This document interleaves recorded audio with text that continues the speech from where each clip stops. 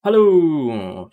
Oke, sorry banget nih ya. Pertama-tama mohon maaf karena satu dan lain hal, live ngobrol-ngobrol akar ilmiah malam ini diganti jadi sesi direkam tapi dimainkan di Premiere. Jadi ini adalah rekaman, tapi jika ada pertanyaan atau komentar bisa langsung dimasukin di sesi chat, itu tetap ada juga karena kita pakai fasilitas Premiere YouTube. Tapi nanti setelah videonya keluar bisa pakai komen juga kalau misalnya mau bertanya lebih lanjut. Perkenalan dulu, saya Ariel Pradipta, co-founder dari Akar Ilmiah, co-founder oleh saya dan Dr. Antonia Paramita. Kami dengan slogan cari ilmu sampai ke akarnya berminat untuk menyebarkan banyak hal gitu ya, baik dari berita atau pengalaman atau pertanyaan, tapi dengan latar belakang keilmuan, sehingga nanti kita biasa menggunakan beberapa jurnal-jurnal, artikel ilmiah, dan kita coba jelaskan dengan singkat bagaimana untuk bisa mengkaitkan dengan topik-topik yang ingin kita bahas gitu ya. Biasanya ngobrol-ngobrol dilakukan setiap akhir minggu, Sabtu atau Minggu tergantung dari kemampuan kita. Tapi kami sangat berterima kasih atas Anda semua yang selalu ikutin kami, ikutin cerita-cerita kami dan juga memberikan pertanyaan-pertanyaan ataupun masukan-masukan. Terima kasih banyak. Kalau misalnya terbantu gitu ya dengan pembahasan di Akar Ilmiah, boleh di like atau subscribe, dan juga nanti kita bisa diskusi lebih panjang, tanya-tanya di kita melalui Instagram ataupun di YouTube ataupun Facebook gitu ya. Kami akan coba untuk membalas sebisa kami. Terima kasih banyak. Jadi pada hari ini kita mau menceritakan mengalami pengalaman perjalanan internasional saya kebetulan mengikuti seminar di Spanyol, dan bagaimana sih keadaannya ini hampir post pandemi ya, sebenarnya bukan post pandemi juga tapi hampir post pandemi. Dan oleh karena itu juga pembahasan tentang genomics health. Seperti biasa kita ada juga jawab pertanyaan, dan kami tahu ada salah satu pertanyaan dari salah satu dari kalian yang menanyakan mengenai kemampuan virus selamat di tekanan negatif ya. Jadi nanti akan kita jelaskan gitu kenapa demikian. Oke, alright. Ini ada notes untuk mengingatkan bahwa ini pre-recorded, jadi mohon maaf kalau saya tidak bisa membalas atau menyapa secara langsung seperti biasa. Dan kami sangat berterima kasih atas Anda semua yang mengikuti ataupun menonton kami. Jadi ceritanya sih minggu lalu, iya ya minggu lalu ya 2 minggu lalu kami mendapat kesempatan untuk mengikuti suatu seminar di Spanyol, Barcelona, sehingga kita harus melewati beberapa proses yang cukup seru karena udah lama banget gitu ya, sejak pandemi kita belum keluar negeri gitu ya, dengan segala macam lockdown dan sebagainya macamnya. Antrian sudah rame sekali pada saat kita berangkat itu. Ini masih di Indonesia nih ya, jadi dan jaraknya kayaknya sudah juga tidak terjarak seperti dulu lagi ya. Kalau mungkin dulu masih jarak, tapi sekarang sudah sangat erat. Mungkin ada bagus ada buruknya ya. Bagusnya adalah berarti oh ini industrinya bangkit lagi ya dengan baik gitu ya, dengan cepat. Tapi buruknya ya deg-degan juga ya kalau misalnya udah berapa bulan ini kan kita biasa jaga jarak terus tiba-tiba seperti ini gitu ya. Ini begitu nyampe di Doha, transitnya di Doha, Qatar, terus karena transitnya di terpalnya gitu, apa, terpal lagi, di landasannya gitu, kita nungguin bus gitu ya, dan di sana pun udah sangat rame gitu ya, dan ini keadaannya kira-kira bagaimana kita nanti sampai ke terminalnya gitu ya. Terus begitu masuk di dalam, mungkin karena ini adalah bandara internasional ya, jadi sebenarnya kalau dilihat dengan detail sih, ada yang masih pakai masker, ada yang sudah tidak, ada yang bahkan pokoknya udah nggak kegantung sama sekali juga maskernya. Dan mungkin ya karena itu ya, karena keadaannya udah hampir post pandemi gitu ya. Ini waktu di bandara di Doha gitu ya. Saya masih pakai masker karena masih kebiasaan juga ya di situ. Jadi kita masih pakai dan ya melakukan sebisanya lah menjaga dirinya gitu ya. Terus selama di sini sih peraturan-peraturan masih terlihat sih bahwa katanya harus kalau merasa tidak sehat harus melaporkan. Lalu kalau misalnya keluar gitu ya, kan saya hanya transit nggak keluar di Doha. Dia juga ada kayak pemeriksaannya, katanya sih di peraturan sih tulisannya adalah mempersiapkan sertifikat vaksin gitu ya. Jadi itu adalah hal yang kita lihat juga gitu ya. Begitu nyampe di Spanyol, Tambah sedikit lagi jumlah yang memakai masker. Ya, saya mendaratnya langsung di Barcelonanya. Kemudian kalau dilihat sih masih sepi sih di sana, yang nggak serame di Doha ataupun di Indonesia. Tapi seperti yang kita tahu jumlah populasi juga lebih tinggi kita gitu ya. Barcelona sangat keren ya dan damai. Tapi ya seperti tadi kita bilang ya, mungkin nggak sepadat Indonesia ataupun Jakarta. Dan di sana suhunya lagi berkisar antara 21 sampai 25 derajat. Belum winter, masih perbatasan antara summer dan fall gitu. Antara musim panas dan musim gugur. Sangat nyaman sih, sangat nyaman. Sering masih pakai jaket, tapi kalau lagi jalan dan banyak jalan ya di sana ya untuk masuk kereta dan sebagainya, biasanya akhirnya nggak pakai juga jaketnya karena keringetan juga. Di sana kami mengikuti workshop-workshop. Ini adalah contohnya adalah workshop mengenai standar data genomik. Nanti akan kita jelasin apa itu. Dan keadaannya sih sebenarnya dalam workshopnya itu dikatakan pokoknya peraturannya adalah kalau merasa tidak sehat bisa ikut online. Tapi kalau misalnya mau ikut, disarankan di ruangan tertutup menggunakan masker. Ini walaupun ruangan tertutup, tapi menurut mereka ventilasinya terbuka. Jadi ada beberapa jendela di luar sana yang dibuka gitu. Jadi menurut mereka demikian, dan mereka sudah tidak menggunakan masker gitu ya sama sekali kalau di dalam kegiatannya. Oh, mereka juga menyediakan tes rapid test kit gratis di sana. Tapi ini kayaknya bukan dari ketentuan pemerintahnya sih, tapi ini dari panitia seminarnya sendiri. Jadi panitia seminarnya namanya GA4GH. Nanti akan kita jelasin ini apa. Mereka berinisiatif sendiri untuk menyediakan pemeriksaan rapid test ini gratis bagi semua yang mau mengambilnya. Menggunakannya itu di dalamnya adalah swab, lalu ada kayak diluent gitu, cairannya gitulah, untuk kemudian dimasukkan ke strip antigen. Jadi ini adalah pemeriksaan antigen individu sendiri-sendiri. Jadi nyolok sendiri, tetes sendiri dan sebagainya. Nah, ini disediakan gratis. Di dalam sini isinya 5 untuk 5 pemeriksaan. Jadi kalau misalnya kita minta, nanti dipisah satu-satu bagi yang membutuhkan, bagi yang meminta gitu. Menarik juga, menarik juga. Terus kalau makan siangnya atau snacknya gitu, coffee breaknya diadakan di bagian luar gitu ya, ruangan terbuka. Eh, dan walaupun ada tenda begini, nggak pernah hujan sih waktu selama di sana. Cuacanya cukup kering gitu. Walaupun sejuk dingin gitu, jadi semua di luar untuk makan ataupun untuk coffee break, dan biasanya ada kayak diskusinya gitu juga, adalah ruangan terbuka seperti ini.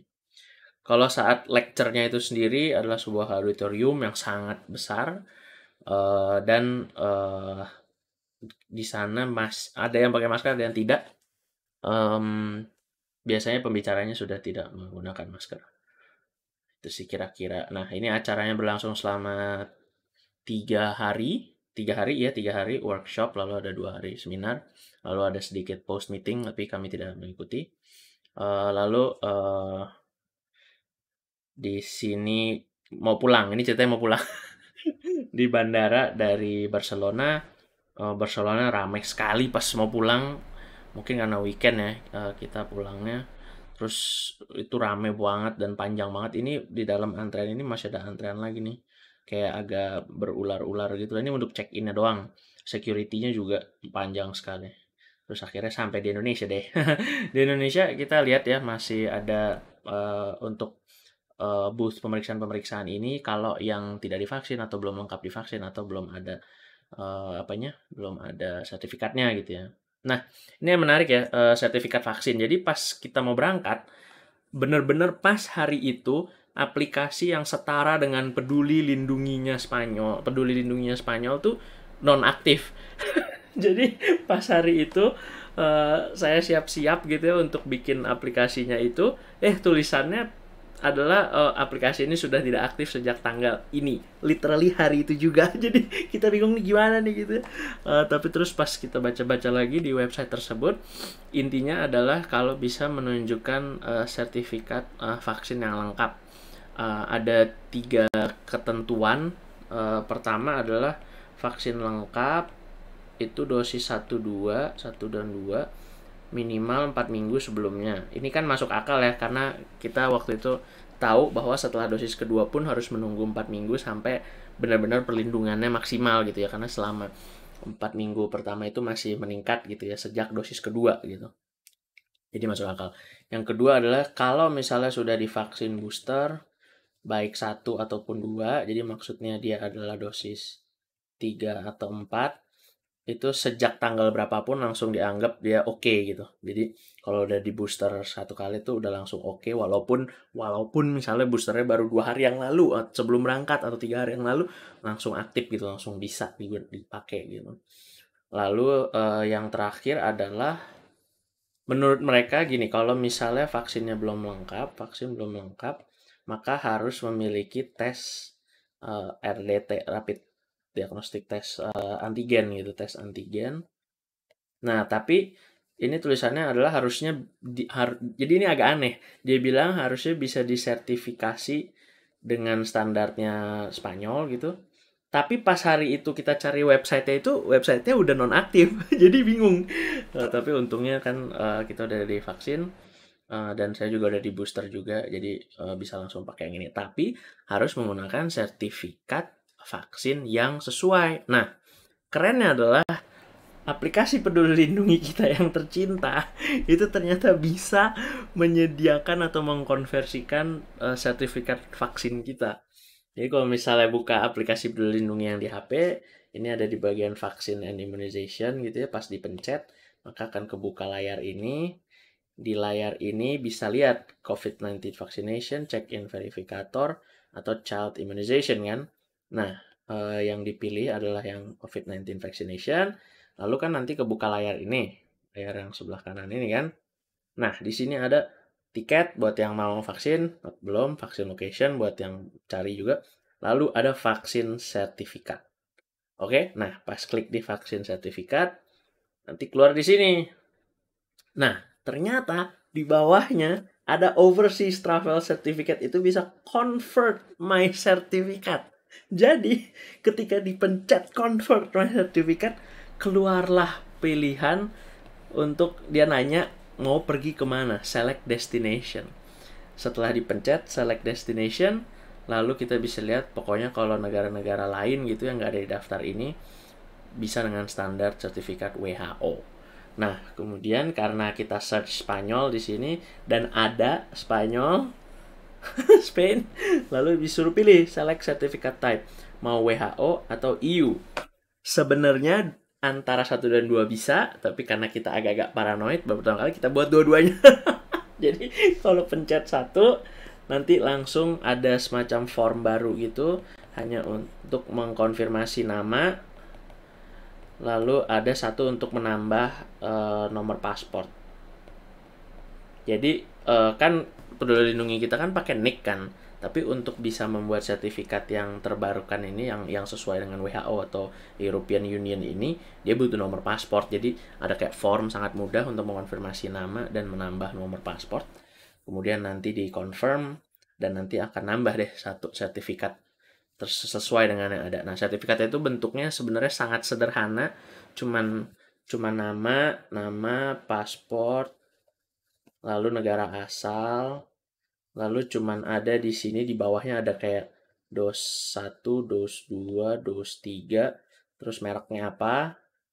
Sinovac, kita kan Sinovac, Moderna, ya. Nah, terus nanti di sini tuh ada barcode-nya, ada QR-nya gitu. Nah, ternyata QR inilah yang nanti di-scan di sana gitu ya. Nah, tapi ini sejujurnya aja nih ya reportnya. Waktu saya nyampe sana, waktu nyampe di Spanyol, itu cuman dikasih lihat kayak PDF-nya aja di HP, dia nggak nge-scan apa-apa, terus udah lewat, selesai. Jadi semudah itu gitu dia. Mungkin karena udah di booster kali ya, jadi dia udah nggak usah ngecek apa-apa lagi dan udah ketulis kan 1, 2, 3 itu nanti bentuknya bisa di-download dalam bentuk PDF, terus saya simpen di HP saya gitu. Terus jadi pas lewat imigrasi, dia cuman lihat itu doang, bahkan nggak di print, bahkan saya nggak sempat print kan, jadi cuman lihat itu doang. Terus dia lihat, terus kayak oh oke, ya udah selesai, dan nggak di scan lagi whatever itu ya QR-nya, jadi ya udah selesai. Jadi sangat apa ya? Ya definitely langkah-langkah tambahan lah ya dibandingkan dengan mungkin dulu kita kalau travel internasional langsung aja gitu ya. Nah, sekarang tambah satu mini step itu sih di HP kasih lihat formulir vaksin itu. Walaupun pas kita cek dengan teman-teman kita yang sudah melakukan perjalanan internasional, katanya ada juga sih yang nggak ditanyain gitu. Jadi ada juga yang lewat-lewat aja, udah nggak ditanya lagi. Jadi mungkin memang ya negara, mungkin seluruh planet ini sebenarnya bagus juga sih ya, maksudnya membuktikan lah bahwa kita sudah berusaha overcome the problem with this pandemic, terutama dengan vaksinasi yang sangat meluas banyak ya, dan persiapan kita juga lebih baik kalau menghadapi surge of new cases gitu ya, kenaikan kasus. Jadi definitely ini adalah langkah tambahan kecil yang ternyata tidak sulit untuk diikuti, dan ketika diikuti ternyata ada yang mencek, saya sih ditanya sekali doang pas imigrasi, tapi setelah itu udah nggak ditanya lagi, pas imigrasi masuk ke Spanyol maksudnya. Terus setelah itu udah beres, sudah nggak ditanya apa-apa lagi. Tapi ternyata ada juga orang-orang yang nggak ditanya sama sekali yang langsung masuk ke dia. Oke lah ya, beda-beda. Kira-kira demikian sih pengalaman kita melakukan perjalanan internasional. Cukup oke menurut kami sih, kami aja yang agak ketakutan gitu ya, paranoid karena belum tahu gitu ya, ini gimana nih, katanya harus ada tes lah kalau misalnya nggak boleh masuk gimana, kalau misalnya harus tes di sana gimana, karena kita tahu ya harganya lebih mahal di sana, dan kadang-kadang kita juga nggak tahu gitu kayak kalau misalnya nanti positif sana gimana, deg-degan banget kan. Walaupun ada asuransi sih, kan wajib ya punya asuransi travel kalau mau travel internasional. Tapi tetap aja sih. Tapi kebetulan semua berjalan dengan lancar dan cukup mudah. Cukup mudah. Apalagi ada aplikasi Peduli Lindungi ini ya.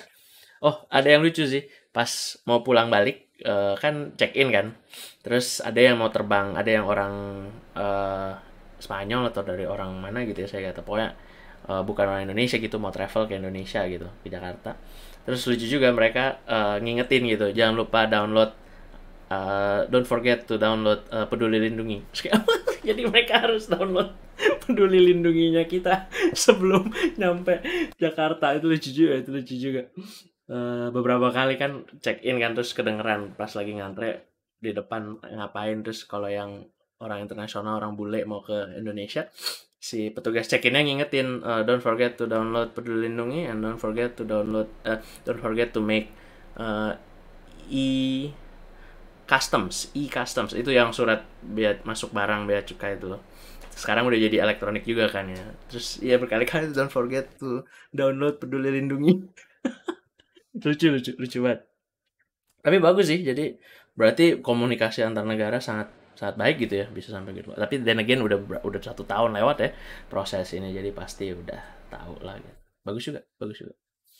Oke, kira-kira demikian. Nah, ini biasanya kan pas lagi kayak gini kita tanya jawab ya, terus saling menyapa ya. Jadi mohon maaf kali ini nggak bisa karena ini adalah pre-recorded, dan di pre-recordednya karena tiba-tiba ada jadwal yang harus saya ikuti nanti sore.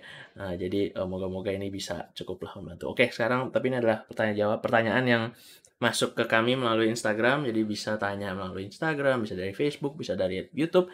Kita akan coba untuk jawab baik di video atau jawab di kolom tersebut ya, tergantung bagaimana nanti kita bisa meresponnya. Dan ini adalah satu pertanyaan dari salah satu dari kalian, terima kasih. Kenapa virus bisa mati di ruangan tekanan negatif seperti anteroom? Jadi sebenarnya anteroom ataupun tekanan negatif itu bukan untuk mematikan virusnya. Yang mematikan virusnya itu adalah misalnya UV ultraviolet yang ada di dalam pass boxnya, atau misalnya kalau ada HEPA filter, itu adalah akan menyaring mikroorganisme-mikroorganisme yang kecil, 0.0 something mikron gitu ukurannya, dan kemudian nanti HEPA filter itu yang di UV atau dibersihkan atau diganti sepenuhnya.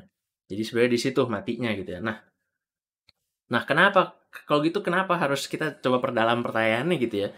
Kenapa harus ada ruangan tekanan negatif di suatu laboratorium?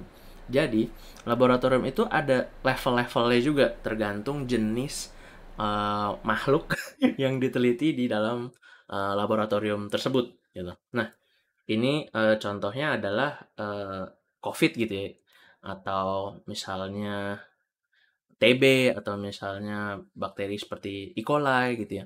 Itu dikategorisasikan berdasarkan biosafety level. BSL, biosafety level. Nah, BSL 1 sampai 4 ini semua menggambarkan semakin bahaya mikrobanya, semakin bahaya mikroorganismenya gitu. Jadi kalau yang BSL 1, BSL 2 itu lebih komplit lah gitu ya. Bisa dilihat ini ada slide terbuka pengajaran Quick Learn Lesson di Centers for Disease Control and Prevention atau CDC. Bisa dicek di Recognizing the Biosafety Levels. Ini bagus banget di slide-slide belakang-belakangnya menunjukkan jenis-jenis alat perlindungan diri yang harus digunakan di level-level yang berbeda ini. Dan kita bisa melihat di level 1 agak bukan terbuka lah, tapi kayak tertutupnya seperti kita sekarang. Bukan sekarang, maksudnya kayak biasanya kita pakai masker, sarung tangan. Terus BSL 2 pakai full itu apa? Pakai perlengkapan lagi tapi nggak ketutup kedap. Terus BSL 3 mulai kedap. Terus BSL 4 sampai pakai tangki oksigen kayak astronot, karena ceritanya tuh kayak bahaya banget gitu. Jadi kayak nggak boleh kena atau nggak boleh terus sedikit pun gitu ya ada kemungkinan kena gitu. Jadi menarik banget boleh. Nah, jadi kenapa sebenarnya tekanan negatifnya itu ada di anterum ataupun nanti di dalamnya. Jadi di dalamnya itu tekanan negatifnya lebih negatif dibandingin dengan anterumnya ataupun dibandingin yang luar gitu ya. Kalau misalnya ini 0, ini minus 20, ini minus 50 gitu. Karena kan dari dalamnya itu ada partikel-partikel yang kita asumsikan mengandung bakteri atau mikroorganisme atau virus atau apapun itu gitu. Walaupun sudah dengan hati-hati dilakukan di BSC, tapi untuk mengurangi resikonya sampai mendekati 0, dibuat tekanan di dalam sini itu rendah, sehingga aliran udaranya itu kan dari tekanan tinggi ke tekanan rendah kan. Tekanan tinggi mengalir ke tekanan rendah kan. Tekanan udara, air, dan sebagainya kan kayak gitu kan. Sehingga kalau di sini lebih rendah dibandingin di sini, maka udaranya harus mengalir ke dalam gitu ya. Nah, terus dari dalam kalau mau ke dalam sini, ya lebih rendah lagi gitu kan tekanannya. Nah, jadi udara partikelnya itu tidak bisa keluar gitu. Jangan sampai gitu lewat selak-selak manapun, selak-selak kunci atau manapun gitu, diusahakan tidak bisa keluar karena tekanan di dalamnya itu lebih kecil dibandingkan yang di luar. Nah, terus kalau udaranya udah masuk sini, terus kemana gitu kan? Kemana dong udaranya keluar gitu kan? Nah, nanti kan lama-lama tekanannya tambah tinggi dong kan, jumlah volume udaranya masuk ke dalam. Difilter keluar dengan HEPA filter air outlet. Jadi ini kayak ada kipasnya gitu yang akan selalu, bukan kipas maksudnya ventilasi, yang akan selalu mengeluarkan udaranya melalui filter yang sudah ada, sehingga kalaupun udaranya keluar, dia sudah tidak mengandung partikel-partikel tersebut lagi. Jadi itu sebabnya bukan virusnya mati, tapi tekanan negatifnya itu untuk masuk ke dalam lalu disaring. Nah, kita bisa lihat di sini ada pass box, biasanya dilengkapi dengan UV light, ultraviolet, anterum juga biasanya ada disinfektan antara air shower atau kadang-kadang ada UV juga, tergantung seberapa tipe itunya ya, tergantung tipe labnya. Lalu di dalam HEPA filter ini pun biasanya ada UV-nya juga. Jadi pembunuhan dari mikroorganisme yang bebas itu terjadinya di berbagai macam posisi itu, tapi bukan karena tekanan negatifnya. Tekanan negatifnya ditujukan untuk memerangkap ke dalam, tapi kemudian dibunuhnya dengan misalnya UV atau filter atau zat-zat lainnya. Kira-kira gitu. Terima kasih pertanyaannya dan semoga bisa membantu. Dan ini juga kayaknya akan banyak dibahas di berbagai macam keadaan karena mengetahui walaupun pandemiknya sudah agak mereda gitu ya, sekarang sudah mereda, tapi negara-negara ini semakin tahu nih bahwa kita harus siap-siap, kita harus mempersiapkan banyak hal untuk penyakit-penyakit lain ataupun untuk keadaan-keadaan lain gitu yang mungkin membutuhkan BSL tadi ya, BSL yang cukup tinggi, biosafety level yang cukup tinggi. Jadi bagus untuk kita juga mengerti diskusi ini. Thank you, thank you. Semoga itu bisa menjawab sedikit. Kalau misalnya tidak, nanti bisa dilanjutkan diskusinya mungkin melalui Instagram atau Facebook atau YouTube pun nanti akan kita coba bahas. Terima kasih. Oke, baik. Oh no, karena rekaman lupa ambil minum. Oke, sip, nggak apa. Kita lanjut dulu. Oke, jadi oke, untuk melanjutkan, hari ini kita bermaksud untuk membahas apa sih sebenarnya yang kita sampai harus ke Spanyol ini gitu ya. Jadi ada suatu asosiasi namanya GA4GH, GA4GH gitu. Itu adalah Global Alliance for for ini for Genomics and Health. Global Alliance GA for Genomics and Health gitu ya. GA for GH. Nah, kenapa kita ngikutin ini? Karena ternyata, nggak ternyata sih, kita juga udah tahu ya, dalam kira-kira 10-15 tahun terakhir, penelitian di bidang genomik itu banyak sekali sebenarnya terjadi. Tapi ada beberapa hal yang ternyata menjadi tantangan utama untuk mengikuti, berpartisipasi sebagai peneliti, ataupun berpartisipasi sebagai donor donor data gitu, donor informasi, dan untuk menerjemahkannya ke informasi yang bisa dimanfaatkan secara luas gitu ya untuk kesehatan manusia, human health gitu. Nah, topik-topiknya itu sangat mendasar. Jadi pertama adalah genomics data, regulatory and ethics untuk peraturannya dan untuk etika penelitiannya, dan keamanannya.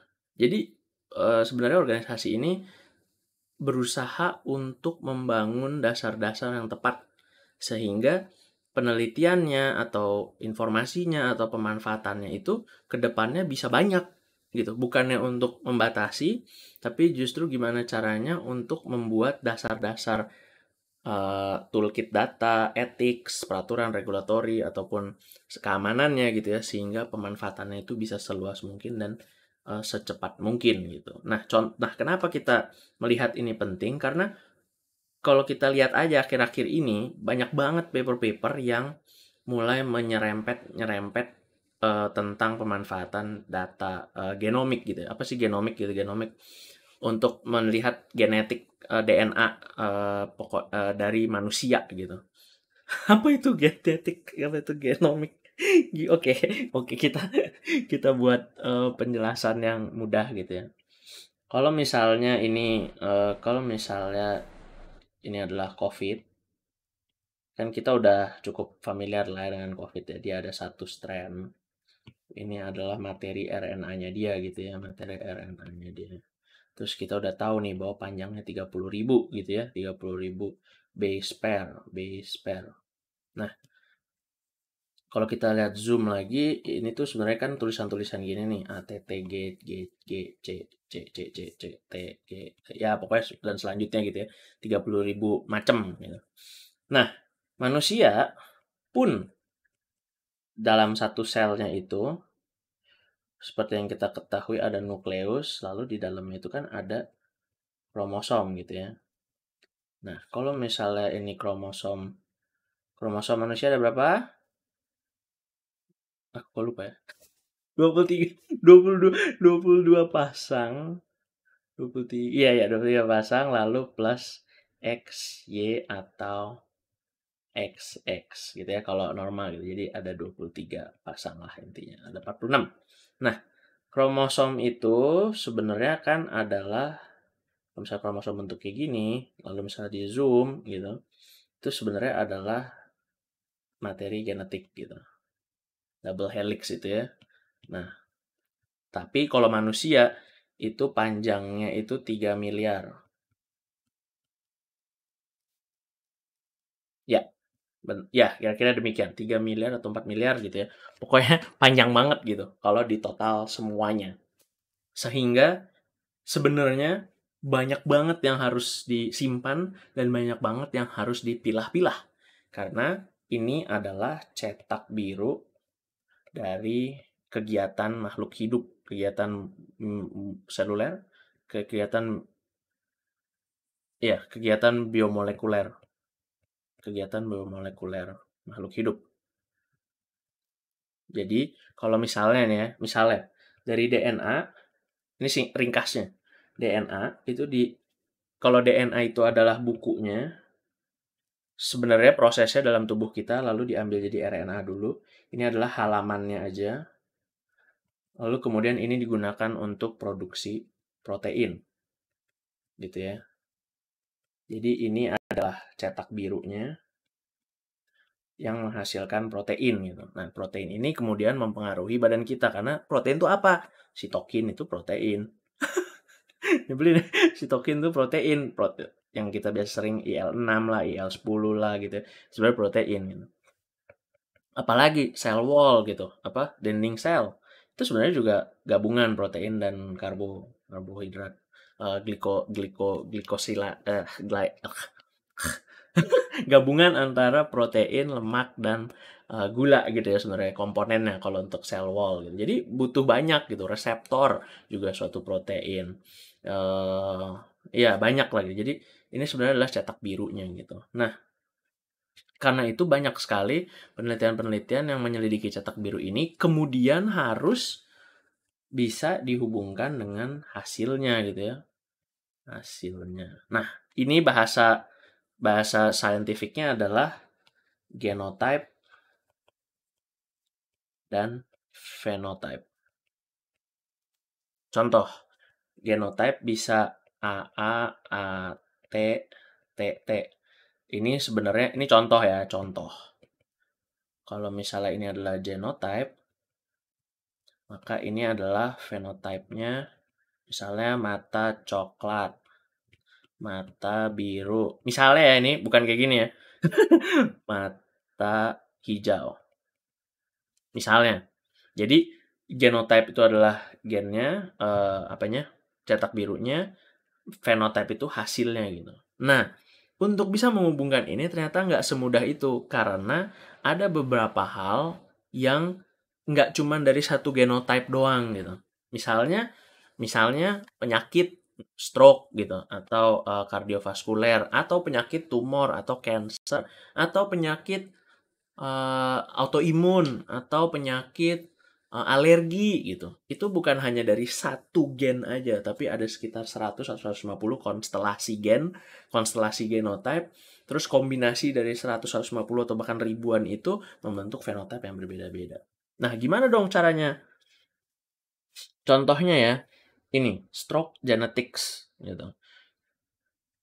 Bisa intinya adalah dia memberitahu bahwa bisa untuk membuat drug discovery atau mencari obat baru yang berfungsi terhadap suatu keadaan tertentu atau bisa memprediksi resiko stroke gitu ya dari berbagai ancestry keturunan karena setiap ethnic group memiliki cetak biru yang berbeda-beda yang sama aja bisa beda gitu kan variasi manusia gitu kan variasi makhluk hidup gitu apalagi yang keturunannya beda jauh misalnya yang di Asia dibandingkan dengan yang Eropa dibandingkan dengan yang di Amerika dibandingkan dengan yang Amerika Latin dibandingkan dengan yang Asia Timur Asia Tenggara gitu kan jadi beda gitu nah ini contohnya aja nih paper ini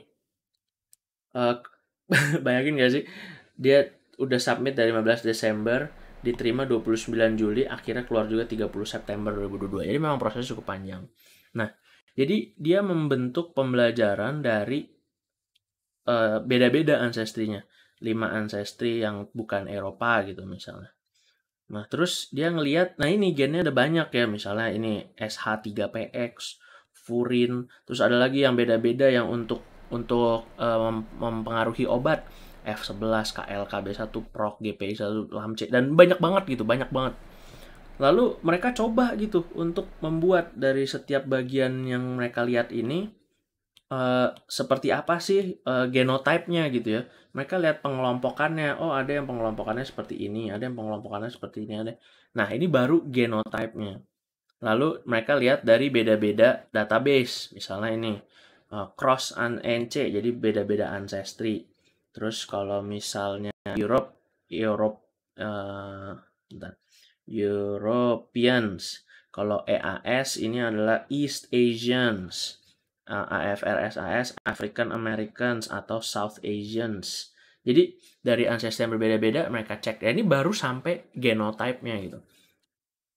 Numbers atau indicate kromosom bahkan ini dari kromosom yang berbeda-beda Dari kromosom yang berbeda-beda memiliki genotype yang mereka petakan gitu kan. Nah, lalu mereka harus bisa menghitung seberapa tinggi resikonya, dan resiko ini saat ini mereka coba gabungkan dan juga mereka lihat dari beda-beda apa tadi, ancestry gitu ya, beda-beda keturunan gitu.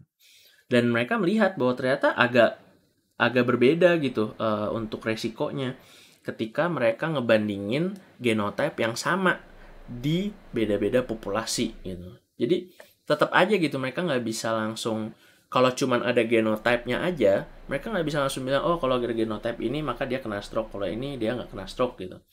Tapi ternyata kombinasi yang berbeda tersebut plus banyak hal lain bisa menghasilkan resiko yang berbeda. Nah, gimana caranya dong untuk bisa menggabungkan itu semua? Dibutuhkan namanya data structure. Data structure. Kalau kita mikirnya ya, di level kita dulu nih, level akar ilmiah, mikirnya adalah ada suatu, ini paling gampang nih, ada suatu tabel di luar sana seperti tabel Excel gitu ya. Terus di sini ada gennya apa aja yang ketemu gitu ya, gen 1, gen 2, gen 3. Terus di sini ada jenisnya gitu ya, stroke, terus umurnya berapa. Misalnya ya, terus umur kena stroke-nya berapa gitu kan. Dan selanjutnya gitu. Nah, tapi ternyata kalau ini diteruskan itu bisa sampai Excel-nya crash. Bisa hang, nggak bisa dipakai lagi gitu. Saking banyaknya datanya. Dan jangan lupa, hasil ini hanya bisa terjadi setelah melakukan analisa untuk 89.000 kasus. Oh enggak, ini dia. 100, ini dia berapa nih? 110.182 pasien yang memiliki stroke dan 1.500.000 kontrol. Jadi total 1,6 juta data harus dianalisa, dan dari 1,6 juta data itu menganalisa genotype yang berapa nih? 1 2 3 4 5 6 7 8 9 10. Ya pokoknya banyak banget gitu ya. Anggap aja ada 20, 1,6 juta berarti 3 sekian banyak banget gitu yang harus dianalisa. Makanya Excel-nya crash. Jadi butuh data structure. Nah, pas kita ikut seminar itu, kita melihat bahwa oh ternyata mereka sudah menyiapkan data toolkitnya. Jadi disimpan dalam bentuk apa sehingga bisa dianalisa dengan fleksibel dengan uh, uh, piranti lunak software analisa data yang lebih kuat, lebih fleksibel gitu dibandingkan yang sekarang ada ya, worksheet seperti Excel atau Google apa Forms dan sebagainya gitu ya. Nah, itu dia. Nah, terus kita juga melihat bahwa ini kan berarti dia harus, bukan harus sih, dia mengakses beberapa database gitu ya. Jadi di sini dilihat bahwa ini adalah GWAS atau Genome Wide Association Study gitu. Dari ini deh. 52.600 clinical trial participants with cardiometabolic disease. Nah, gimana caranya untuk bisa secara etis mengakses atau membagikan akses dari data-data klinis tersebut? Dan ternyata organisasi itu juga memiliki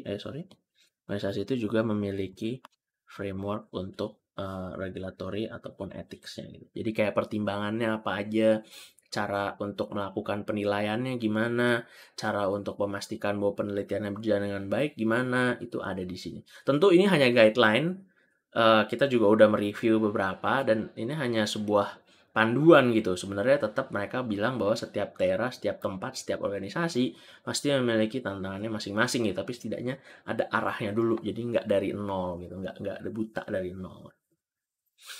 Lalu terakhir, karena ada banyak kasus data breach juga ya di Indonesia, kira-kira 3 minggu sampai 2 minggu yang lalu ya. Jadi kita mencari juga nih gimana caranya nih untuk security-nya. Dan untungnya mereka juga memiliki beberapa panduan untuk menyimpan data tersebut secara aman dan bagaimana caranya untuk kalau dibagikan tidak beresiko yang sangat tinggi terhadap donor informasinya atau pasiennya gitu. Yang secara tidak langsung datanya itu digunakan untuk penelitian ini. Misal kayak tadi kan kita lihat sendiri ya. Ini kan berarti ada 1 juta. Sebenarnya kan ini 1.600.000 pasien gitu yang digunakan informasinya untuk melakukan penelitian ini yang akhirnya nanti bisa membantu juga untuk memprediksi sisa dari populasi. Kan populasi manusia kan ada berapa? 6 ya, 6, hampir 7 miliar kan. Jadi 1 juta itu menjadi berjasa karena informasinya bisa untuk nantinya harapannya memberikan pengobatan yang precise untuk 5 miliar manusia lainnya gitu. Nah, tapi itu gimana caranya supaya aman, bertanggung jawab, dan bisa dilaksanakan gitu ya, mampu laksana. Karena nganalisa berjuta-juta informasi itu juga nggak mudah gitu. Jadi gitu sih ceritanya. Nah, ini kalau dari segi manusianya gitu ya. Tapi sebenarnya di segi mikroorganisme tuh masih berjalan kesulitan untuk bisa menganalisa hasil gitu ya. Contohnya ini dia. Jadi beberapa waktu ini tuh ada grup penelitian yang mencari varian-varian COVID yang anggapannya bukan harapan sih, kayak prediksinya akan bisa lebih berbahaya gitu. Tapi karena nggak terlalu luas, jadi gimana nyarinya gitu, dari mana gitu. Dan mereka menggunakan air. Karena kan materi genetiknya itu masih bisa ada di air walaupun mungkin virusnya udah mati gitu ya. Kan kita tahu itu kan. Walaupun mungkin nggak terlalu bagus juga sisa materi genetiknya, mungkin udah pecah-pecah juga gitu. Jadi mereka melakukan itu dan ternyata dengan mereka bisa ngecek sumber-sumbernya itu, mereka bisa menemukan bahwa ternyata ini dari distrik, kemudian ini dari subdistrik, kemudian ketemu dari city manhole, jadi dari lubang parit itu, kemudian village, kemudian dia cek sampai fasilitas dan akhirnya ketemu gitu ya, kayak ketemu. Nah, ini kan sebenarnya genotype-nya gitu kan, yang tadi ya ini adalah genotype-nya gitu, ketemu. Lalu mereka coba bandingkan gitu genotype-nya itu, yang ini kita udah familiar ya, K417 lah, V455, E484 ya kan, kita udah tahu dia. Lalu mereka bandingin nih misalnya BA1, BA2, BA4, dan ini yang ditakutkan itu ya gitu ya, perbedaan-perbedaannya gitu ya, genotype-nya berbeda gitu. Dan mereka bisa membandingkan antara apakah itu ada di Omicron atau tidak gitu. Nah, informasi ini sebenarnya secara genotype sih sama, A, T, T, C, G, G, C, C, C, G, T, A gitu ya misalnya gitu. Tapi secara fenotype nyambungnya beda gitu kan. Pasiennya beda, misalnya efeknya beda gitu. Nah, sehingga itu membutuhkan struktur data yang baik untuk bisa menyimpan dan menganalisa itu gitu. Contoh lagi mengenai betapa sulitnya ini adalah ada suatu penelitian mengenai sex and age dependent genetics on longevity in a heterogeneous mouse population.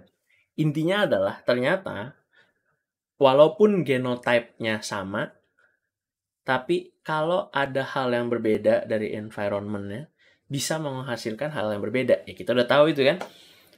Secara teorinya adalah gini. Semua di dunia ini dipengaruhi oleh host, patogen, sama environment gitu ya. Nah, sebenarnya faktor host ini misalnya kita anggapkan ini genetika gitu ya. Nah, environment ini tuh bisa misalnya nutrisinya baik atau tidak gitu ya. Untuk manusia gitu ya, misalnya olahraganya gimana gitu, fitnessnya gimana gitu. Jadi sebenarnya ini tuh nggak 30% efeknya gitu. Nggak juga. Kalau patogen tuh misalnya dia terinfeksi gitu ya. Kebanyakan sih menunjukkan bahwa sebenarnya environment tuh kalau nggak salah sekitar 50% gitu ya. Nanti kita bisa pastikan lagi ya. Terus host tuh sebenarnya cuma ya 20-an gitulah. Terus kalau misalnya ada patogennya atau terkena, maka dia sekitar 30%. Nah, tentu angka-angka ini berubah-berubah tergantung dari keadaan yang sedang kita monitor gitu ya. Nah, terbukti juga di sini mereka menunjukkan bahwa tikus-tikus ini walaupun bisa genotype-nya sama gitu ya, tapi dia bisa memiliki lifespan yang berbeda, bisa memiliki kepanjangan umur yang berbeda tergantung keadaan yang mereka hadapi. Tergantung apakah, mana ya, kita bisa tunjuk, ini dia misalnya. Kalau misalnya dengan genotype tertentu tapi nutrisinya baik gitu misalnya, ternyata gen yang berpengaruh itu beda kelompoknya dibandingkan yang nutrisinya buruk gitu. Nah, itu jadi ada lagi kan, itu adalah kayak genotype, phenotype, terus di tengah-tengah phenotype-nya itu terpengaruh oleh hal-hal yang ada di tengahnya gitu. Sehingga membutuhkan data struktur yang lebih khusus gitu ya untuk penelitian-penelitian seperti ini. Iya sih. Jadi itu aja yang mau kita bicarakan, dan menjadi gambaran gitu ya buat kita bahwa di dunia penelitian genetika dan genomik sekarang menjadi perhatian karena seluruh dunia memiliki proyeknya masing-masing. Contohnya, kalau mau dicari ada yang namanya Genomics England. Genomics England ini dia berusaha untuk mendapatkan berapa ratus ribu atau bahkan berapa juta whole human genome sequencing, dan juga lengkap dengan data phenotype-nya. Kenapa? Karena nanti bisa untuk tadi memprediksi penyakit, misalnya stroke, bisa untuk memilih obat yang lebih tepat gitu ya. Jadi itu. Nah, ada Genomics England, terus ada Singapura juga udah ada programnya. Aku nggak tahu namanya, apa lupa gitu ya. USA juga ada, Amerika Serikat juga ada. Dia All of Us deh kalau nggak salah nama programnya. Itu juga mirip. Terus, oh di Indonesia kan kita mulainya dengan BGSI itu ya. Jadi udah ada kok sebenarnya programnya, udah diawali oleh Kementerian Kesehatan, oleh Pak Menteri juga waktu itu. Uh, jadi udah ada gitu sebenarnya banyak sekali kegiatan-kegiatan seputar genetika dan genomik ini yang harapannya untuk memberikan manfaat ke manusia gitu ya, untuk kesehatan manusia. Cuman ketika kita mengikuti meeting di Barcelona itu, kita melihat bahwa ini ternyata seperti banyak hal lainnya, ketika kita mencari ilmu sampai ke akarnya, itu ternyata tidak sesederhana itu gitu ya. Yang kita lihat di atas tuh genetikanya atau resiko penyakit ini, atau untuk mengobatinya pakai obat ini lebih cocok untuk genotype ini gitu. Tapi itu ternyata daun-daunnya gitu ya, ternyata ranting-rantingnya gitu. Ternyata akarnya itu adalah data toolkit, regulatory and ethics, dan data security ini yang sedang kita dalami lebih lanjut. Kalau misalnya ada yang tertarik untuk mendalami lebih lanjut, nanti bisa kita bahas. Oke, karena ini sesi rekaman, jadi mohon maaf kalau sekali lagi saya tidak bisa menyapa atau menjawab secara langsung. Tapi kalau misalnya ada pertanyaan, boleh langsung tulis di komen, boleh langsung ditulis di chat kalau misalnya nonton premiernya gitu ya. Dan kalau misalnya bermanfaat, boleh di like atau di subscribe, dan semoga kita bisa cari ilmu terus sampai ke akarnya. Makasih ya, sekali lagi mohon maaf kita belum live dulu, nanti minggu depan kita akan coba untuk live lagi, dan kalau ada pertanyaan seperti biasa bisa langsung dimasukkan. Terima kasih ya, makasih, thank you.